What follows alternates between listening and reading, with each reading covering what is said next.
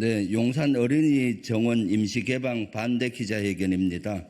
오늘 기자회견은 더불어민주당 대통령실 관련 의혹 진상 규명단에서 기자회견을 할 예정입니다.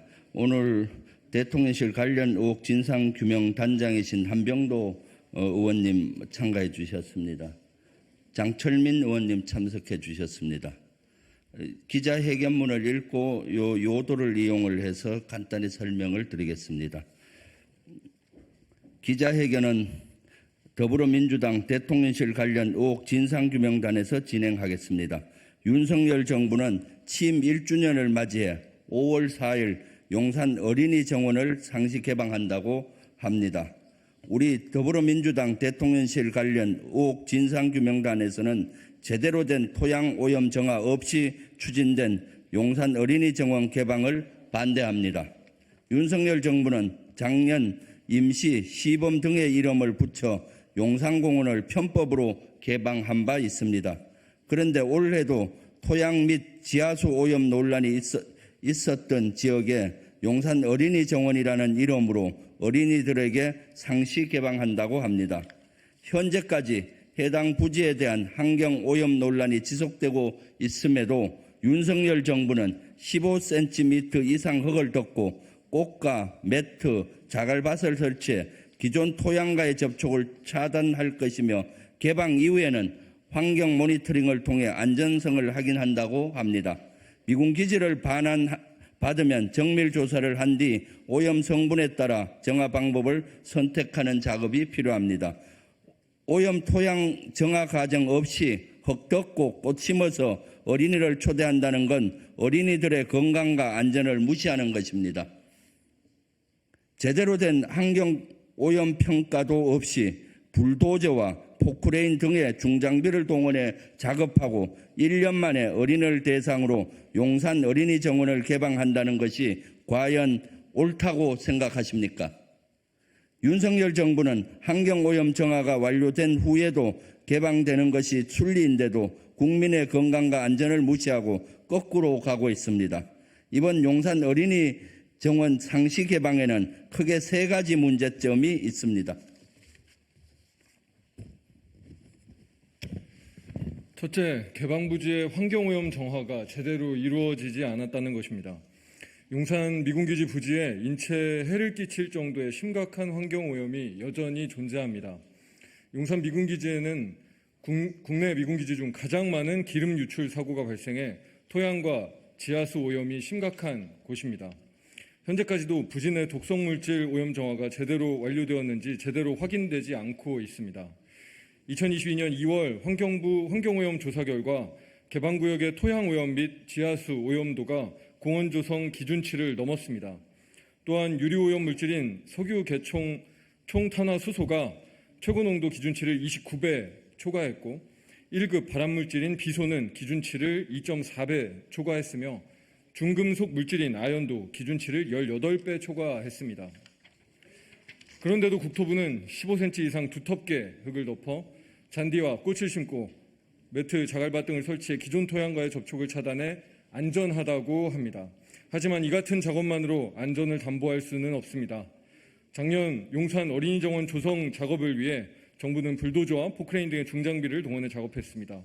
이 과정에서 1m 내지 2m의 오염된 흙이 뒤집혀서 올라왔을 가능성도 있습니다. 또한 일부 미국 간부 숙소들을 철거하는 과정에서 오염된 흙이 위로 올라왔을 확률이 매우 높습니다. 과연 15cm 이상 두텁게 흙을 덮어 토양과의 접촉을 차단하는 것만으로 어린이들의 안전에 무해한 것인지 대통령실에 묻고 싶습니다.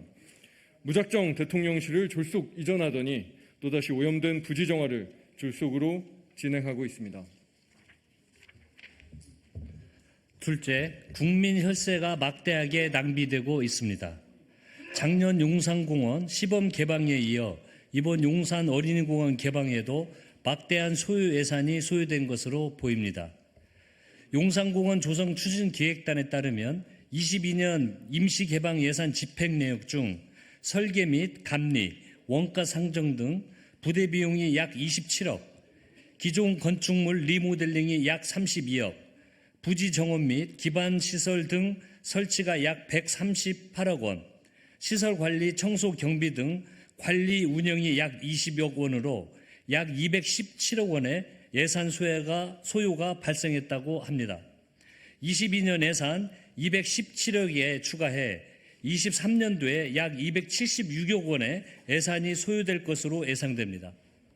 이번 용산 어린이공원의 임시 개방에 반영된 23년 예산을 보면 부분 반환부지 경계 펜스 설치 공사에 24억, 개방부지 시설 관리 및 공공요금 39억, 기존 건축물 리모델링 및 부지 조성 등에 213억, 총 276억 원의 예산이 반영된 것으로 확인되었습니다. 이 모든 것이 국민의 혈세로 진행되고 있습니다. 셋째, 이번 용산 어린이 정원은 상시 개방이 아닌 임시 개방입니다. 용산 어린이 정원이 위치한 부지는 용산 공원 조성 사업 시 환경 정화 작업이 실시되어야 할 부지입니다. 미군 잔류기지 이전이 완벽하게 완료된 후 미군 기지가 있었던 전 지역의 환경 정화 작업이 대대적으로 실시되어야 합니다. 그리고 이 작업은 3년에서 5년 정도가 소요될 것으로 예상됩니다. 결국 이번 용산 어린이 정원은 미군 기지 이전이 완료된 후에 또다시 문을 닫고 토양 오염 정화 작업을 실시해야 합니다.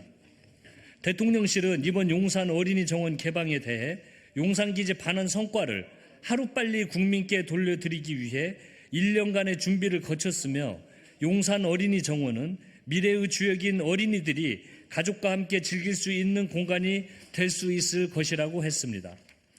대통령실 졸속 이전도 모자라 이제는 졸속 토양 오염 정화를 통해 어린 아이들의 건강을 담보로 정치 쇼를 하고 있습니다. 윤석열 정부는 이번 용산 어린이 정원 상시 개방을 안전이 확보될 때까지 중단하시기 바랍니다. 2023년 5월 23일 더불어민주당 대통령실 관련 의혹 진상규명단.